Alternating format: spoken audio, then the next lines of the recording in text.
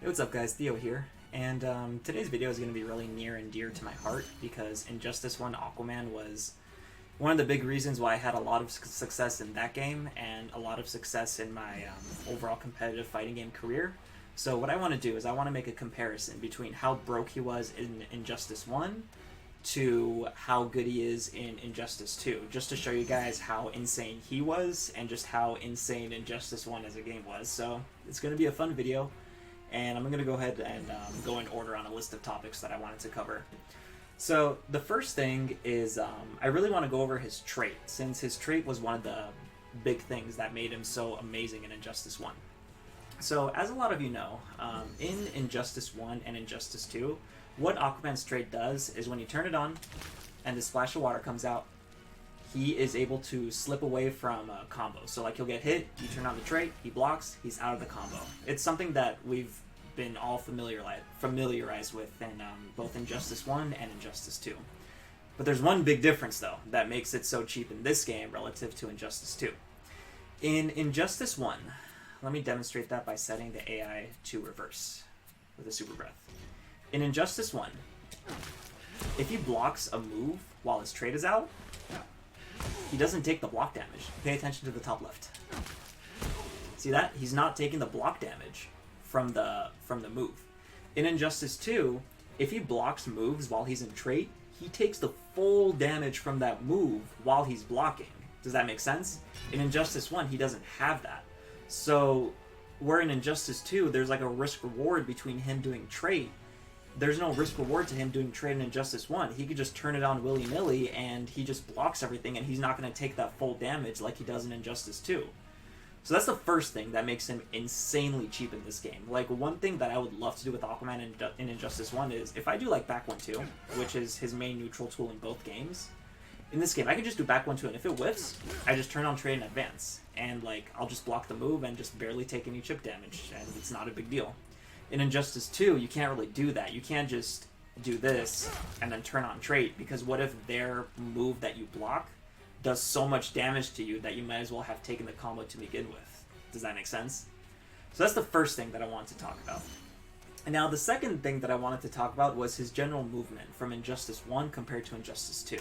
And I have some Injustice 2 clips prepared just to like do kind of, I guess not really side by side, but you guys can look at both games and do a compare and contrast for yourself. So the first thing that I want to talk about is his jump arc. Notice his jump arc in this game. The animation looks similar to Injustice 2, but it's a lot faster. It's not as floaty, so it's a lot harder to trip guard him. So let me show you guys a clip of Injustice 2 so you guys can see for yourself. So it might be a subtle difference at first, but if you notice in this game, his jump arc is a little bit floatier than it is in Injustice 1. So it's a lot easier to trip guard him in this game, and it's a lot easier to react to his jump-ins in this game because of the floatiness of it, whereas in Injustice 1, that was way harder to do. Now, when we look at his forward dash is the same thing. It's a lot faster. You can basically mash forward and machine gun your way in with it. Like, there's not as much recovery frames on it. It's so freaking good. It makes him so good, like, mobility-wise. And now let's check out the Injustice 2 version of that.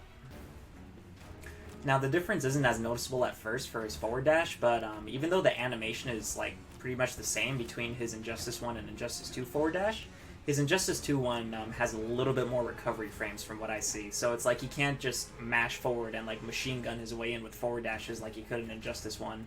It's like he dashes, he stops for like a second, and then he dashes again. So it's still a pretty good forward dash, but it's a little bit slower than his Injustice 1 forward dash. Now the same deal goes for his backdash. His backdash in this game, it's not the best backdash, you know, compared relative to the Injustice 1 cast, but it's still pretty good. I mean, it's still pretty fast. It doesn't take him as far, but there's pretty good recovery frames on it. Now let's compare that to his Injustice 2 backdash. So compared to his Injustice 1 backdash, his Injustice 2 backdash is pretty damn slow. I'd say it's one of the slowest backdashes in this game, but I'm not trying to downplay. He definitely did need the nerf to his backdash in this game, because in the first game, as you see, like, it makes his defense so much better. So, yeah. As they always say in our community, he needs it. Now, next thing that I want to talk about with Aquaman is his Trident Rush, which is everyone's favorite move to deal with, and it's everyone's favorite move to watch when they're watching tournament footage of either game. So, his Trident Rush is pretty similar in this game as it is to Injustice 2, where it's a move that, you know, they block it, it does a ton of chip damage, you can space it out, you know, it's not a big deal. But there's one massive difference, though. In this game, when you block his Trident Rush, he builds meter even when he does the meter burn version. Now, pay attention to his meter on the bottom left. Notice when I meter burn it, he still builds meter when you block it. That is so freaking messed up because he can basically just stack Trident Rushes on top of Trident Rushes on top of Trident Rushes in this game. Like, he can basically do that non-stop and just build meter for days. So, like, every time you block him in this game, you're taking, like, a minimum of, like, 15 or 16% on block. Now, if you notice in this game, by the way, even though I said it's not a big deal, it is a big deal in both games to block his Trident Rush, so don't think I'm downplaying my character. So in this game, notice how his meter burn Trident Rush, it's minus 11, right? But the thing is, when you space out his Trident Rush, I have to set the AI to block all to be able to demonstrate this properly, excuse me. When they block the whole Trident Rush, Aquaman is really, really spaced out. So there's only like a couple of moves in this game that can actually punish him for it. I think one of them is Flash's DP in Injustice 1. That can punish him. Lex Luthor's a charge. That can punish him. I think that if Aquaman's able to space it out at the very, very end of his Trident Rush, though, they can't punish him. It's just my memory's kind of fuzzy since the last time I played this game competitively was 4 years ago. And then there's Shazam, where it's like if you do a Trident Rush on him that's meter burned, you basically have to respect his command grab afterwards. There's like this 50-50 where it's like when Shazam blocks the Trident Rush, he can reverse command grab you, and then you have to like backdash that. But then if he reads your backdash, he can do like his normal attack. So those are just a couple of examples of characters that do have a good metagame after Aquaman's Trident Rush, but if I'm being honest, 95% of the cast couldn't really like do anything meaningful after Aquaman's Trident Rush.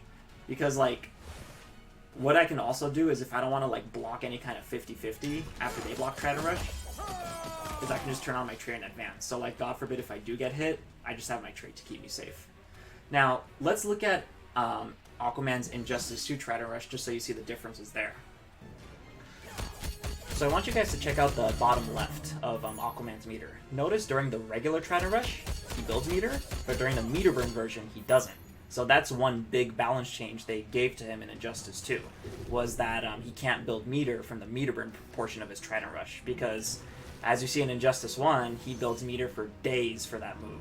So even though Injustice 2 EX Trident Rush is a little bit safer as far as frame data goes, Injustice 1 Aquaman really didn't care about that. So I'd say even though Trident Rush is incredibly good in this game, it's a lot weaker than Injustice 1 Trident Rush. But that's like saying an 11 out of 10 move is better than a 9 out of 10 move, if that makes sense.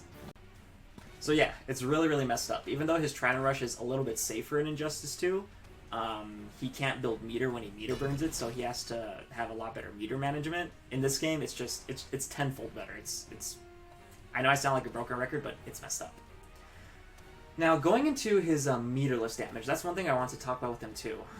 In Injustice 2, Aquaman's From the Deep, or Tentacle Strike if we're being literal, it doesn't launch when you non-meter burn it or you meter burn it. In this game, it's a little different though. Whoops, gotta set the AI to not block. So let's talk about what happened there. His regular From the Deep in this game, point blank, it launches. So that's one big thing. His regular scoop launches too, without using any meter burn option. So if Aquaman hits you like from a jump attack, you're eating like, let me do the combo real quick. You're eating like 34% minimum, and that's not meter burned. If you meter burn his damage in this game, check out what happens.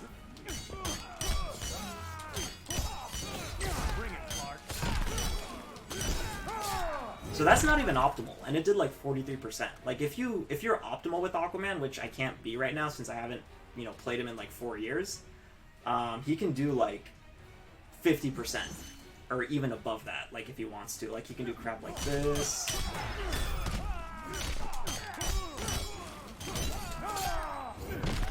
again, it's not optimal, but it's like 47%, and that's 2 bars a meter. He can do a lot more crazier stuff. So when you compare that to his Injustice 2 meterless damage, which we'll do right now. So the most practical meterless damage he can get in this game would be like jump 2, back 1, 2, and Retraditas, which is like 24% if we're talking in the, you know, in the metric conversion in this game. Or if you wanted to commit to something unsafe, it would be like that, bam, bam, bam. So like 32%. So it's pretty alright, but definitely nowhere near what he got in Injustice 1. Like, see? It's like a night and day difference, which is kind of crazy. Now, the next thing that I want to talk about with him was just his normals, like the subtle differences between his Injustice 1 normals and his Injustice 2 normals. So in Injustice 2, Aquaman's back 1 is still an amazing footsie tool, but in this game, it's 9 frames, as opposed to being 11 frames. So it's not that big of a deal, but, I mean, in a lot of scenarios in this game, it is, you know, pretty damn broke. Especially combined with him walking back, you know? Now, another thing is that his forward 1 in this game, it has a lot less recovery frames. And let me show you why that, you know, why that's so freaking good. You can stagger his forward 1, so you can do like forward 1, 3, which is this overhead option, or you can do forward 1, stop, forward 1, stop, back 1, 2. It's not necessarily a 50-50 if you like practice fuzzying it, but in a lot of situations it does throw a lot of people off. So you don't have to commit to like forward 1 scoop, you can do like forward 1 stop, back 1 2. Like I said, it's not like a true 50-50, but it's not too easy to fuzzy in the heat of the moment. Now, one buff that he did actually get in Injustice 2 that he doesn't have here is, in Injustice 2, he can do forward scoop, and then he can land you right in front of him. In this game, he can't do that. In this game, when he does a forward scoop, he has to take you right behind him. So that's another like really big change he got in Injustice 2. Now, another thing that I want to talk about is his down 2. I think his down 2 is 8 frames in Injustice 2, if I'm not mistaken. In this game, his down 2 is 7 frames. So again, not that big of a deal. But the thing is that in this game, he gets a lot more damage off of his down. So he can do down 2, regular scoop. He can do that for like 22%. Now, again, it's not that big of damage, but it's still, you know, pretty big in this game when you look at the grand scheme of things. God, the tongue twister there. But I mean, still, you can do like down 2, that, bam, bam. So 30%. It's still really, really good damage. And as far as like matchup opinions of mine go for Aquaman, I don't think he 100% loses to any character in Injustice 1. I think like the questionable matchups he has is like Lobo, I think, is a questionable matchup. Lex Luthor is a questionable matchup, and I'd say Deathstroke is a questionable matchup, where I think on some stages where it's better for gadget characters, I think Deathstroke might actually beat him.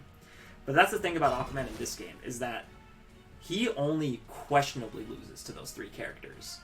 In the grand scheme of things, he might like go even with them, or who knows, if the meta in this game evolved, he might as well have beaten them. So that to me tells me that in Injustice 1, he was for sure top 2. A lot of people would say he's top 3 because they'd be like, Martian is the best, then like Batgirl, then Aquaman. In my opinion, it would go like Martian Manhunter, Aquaman, and then Batgirl. But like the number 2 and number 3 spot in this game were like really, really comparable to each other. Another thing about that is just with the universal mechanics of Injustice 1, his wake-ups had a lot of invulnerability frames on him. So he can do like wake-up scoop, wake-up trident rush, and the invulnerability frames were a lot better in this game. So he was a lot more difficult to do Okazemi on when you knock him down. And what I like to do with Aquaman is if I get knocked down and I'm fighting like a Flash player, I just turn on my tray in advance. So I just OS their 50-50 like way in advance. And again, because Aquaman doesn't take any block damage from trait in this game, there's like no risk reward behind it. So that's what's so crazy about him. But I mean, like, he still has his from the deep, but in this game, he can launch it from full screen. Like, he can do like from the deep into a from the deep again. If you're like half screen, you can do like from the deep, or EX from the deep, excuse me. You can do dash forward, back 1, 2. I dropped it there, but I mean, it's really easy to get. Let me set the meter to be full. full screen, you can do from the deep into Tradendos. Or not full screen, but like from brute full screen, like right there. Or I guess not from brute full screen, from like over here. Yeah. And that does like 22%. He still has a scoop. He can't meter run it in this game because it already launches meterlessly. His jump normals, more or less the same, but they're a lot more amplified because his jump arc is a lot better. And his core moveset is more or less the same, but it's just a lot more obnoxious in this game. So I basically want to show you guys, for anyone that didn't follow Injustice 1 as much, just how broke Aquaman was in this game compared to his Injustice 2 counterpart. So that's just a quick history lesson for you guys. If you guys liked what you saw, a follow, as always, is greatly, greatly appreciated on my YouTube channel. And besides that, what can I say? Much love and Theo out. Peace.